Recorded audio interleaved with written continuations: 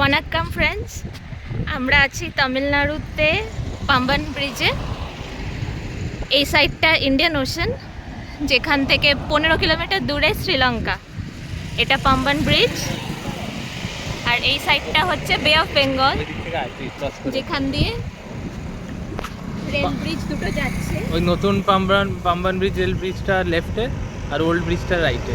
Old ব্রিজটা নিচু, হ্যাঁ, আর নতুনটা উঁচু। ওল্ডটা মনে হয় বন্ধ হয়ে গেছে।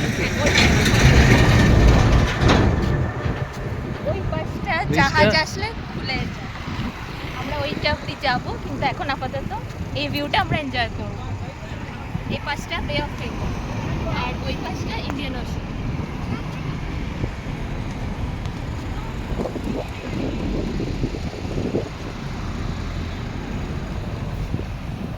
খুব অভিনব একটা জায়গা। রামেশ্বরম আসলে বা মাদুরাই আসলে এই জায়গাটা কিন্তু মাস্ট ভিজিট। খুব খুব অভিনব জায়গা।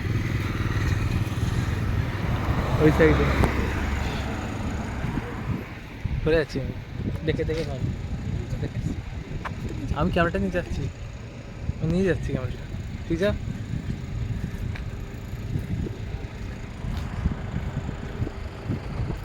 রাস্তা একটু দেখে পার হবে, কারণ দু সাইডেই কিন্তু এটা ইন্ডিয়ান ওশান, ওই সাইডে শ্রীলঙ্কা দেখা যায় না এখান থেকে।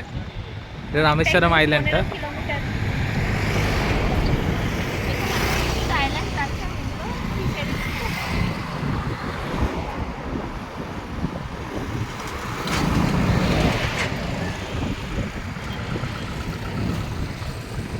বে অফ বেঙ্গলটা দেখতে আরো নীল লাগছে।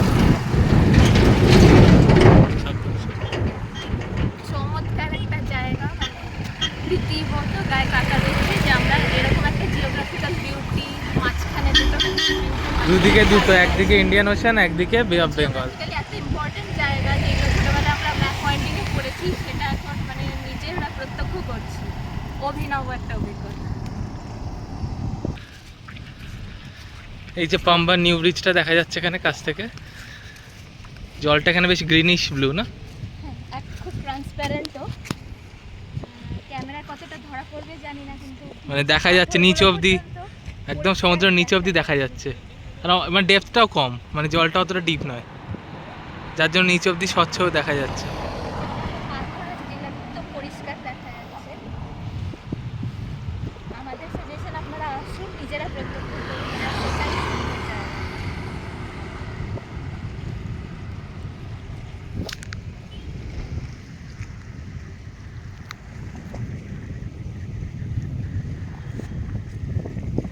ছোটবেলায় যেগুলো ভূগোলে আমরা পড়ে থাকি, সেটা নিজে চোখ প্রত্যক্ষ করাটা যে এতটা সুন্দর হতে পারে, ভাষায় বর্ণনা করাটা খুব কঠিন।